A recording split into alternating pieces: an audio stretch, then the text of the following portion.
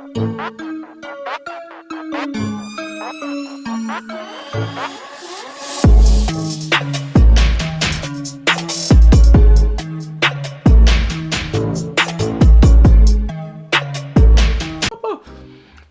what it do, YouTube? It's your boy Alvin MB10, aka AMR10, and what I got for you today is some more NBA 2K23 Next Gen.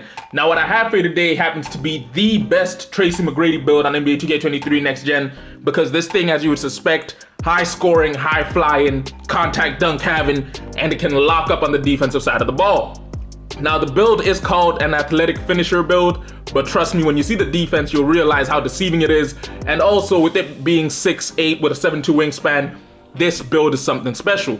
Now, you should consider trying this build out. I'm not going to tell you it's the build you should make, just because, as we all know, in NBA 2K23, it's hella expensive to level a player up, so be careful when choosing what build you want to use. Now, as most of you know, Tracy McGrady was the starting shooting guard right-handed. We will be going jersey number 1, i.e. focusing on his Houston Rockets time, where, if those of you remember, I believe he scored 13 points in a minute, which is kind of impressive against the San Antonio Spurs, so we got to go with that. Height-wise, as I did say, we went with a 6'8" height, 212 pounds when it came to the weight, which was his rookie weight, and then a 7'2" wingspan. Ironically, when he was initially measured in, they measured him in at 6'6", but I just put him at 6'8". And then body shape wise, we're gonna go solid, because he wasn't uber defined when you really saw him playing with the Houston Rockets. He was just, he was the type of dude where you could tell he worked out, but he wasn't working out too heavy. Now, before we get into the skill breakdown for this here build, I do gotta say shout out to all of you for all the support you have been showing to the channel. It is going highly appreciated. We did try to stream over the weekend a little bit, just because, I know I've not been uploading much, but it is going appreciated. If you have some time, jump into streams, because it is kind of funny. We managed to make a Discord in the stream, which hopefully I'll link down below. But thank you for all the support.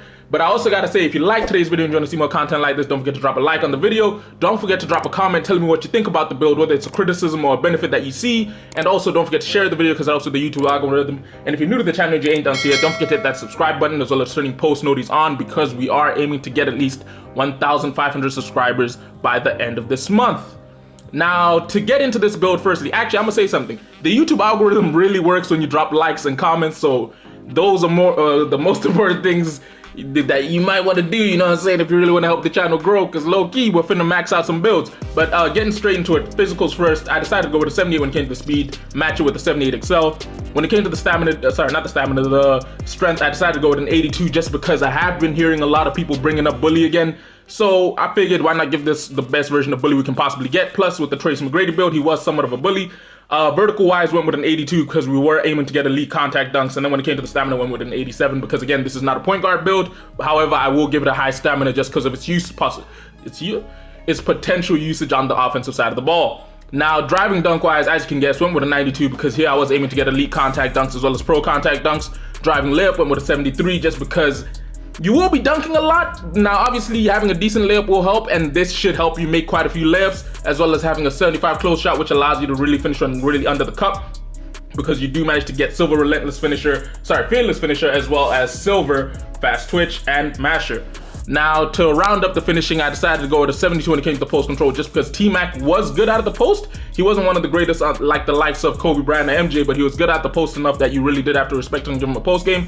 And as you can see, this does allow us to finish with a grand total of 17 total finishing badge points, with the key thing here being I'd personally run Gold Giant Slayer, Hall of Fame Aerial Wizard. I'd core Limitless Takeoff and slap on Bully, and then maybe one extra badge point I would throw it onto Rise Up, and then the other 6 I throw onto that's the best way you can do it, because I just need you wouldn't have enough points there.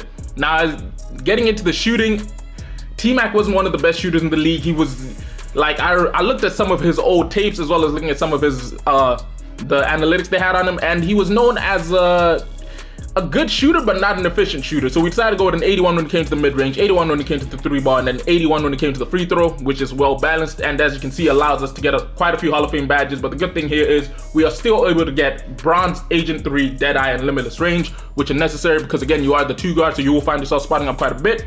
But we're also able to get 21 total shooting badge points, with the great thing being Gold Claymore, Hall of Fame Midi Magician, Comeback Hit, Space Creator, as well as Gold Guard Up and Corner Specialist.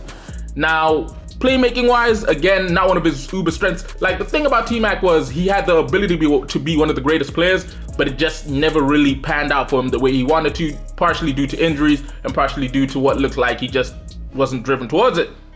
But playmaking wise, we decided to go with a 74 when it came to the pass accuracy. When it came to the ball handle, decided to go with an 83 because the main aim was to get gold hyperdrive. And then when it came to the speed of ball, decided to go with a 78 to match the speed and the excel. Now, as you can see, this does allow us to finish with a grand total of 19 total playmaking badge points. Good thing here being we can get silver killer combos, clamp breaker, as well as bronze mismatch expert, and gold hyperdrive and silver unpluckable.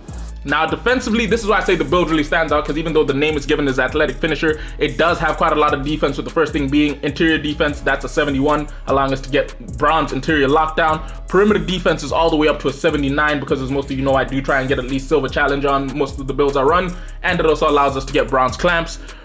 Steel decided to go all the way up to a 78 because this does allow us the capabilities of getting silver interceptor, which I personally would run if you had the opportunity. Block pushed this all the way up to an 83. Now, T-Mac wasn't exactly known as a really good defender or anything of the likes, but I wanted to get this block up to an 83 just because I did want to get gold chase art artist, which is a 75 overall on the block, but I was also trying to get silver pogo stick, which is a necessity of an 83 block or an 84 offensive or defensive rebound, and I figured it would be better to put it on block because at least that way you're contesting shots, whereas with offensive and defensive rebounds, the truth of it is, with a decent enough stat and height, you can really grab him, plus if you have a big, he'll probably be under the paint to do so.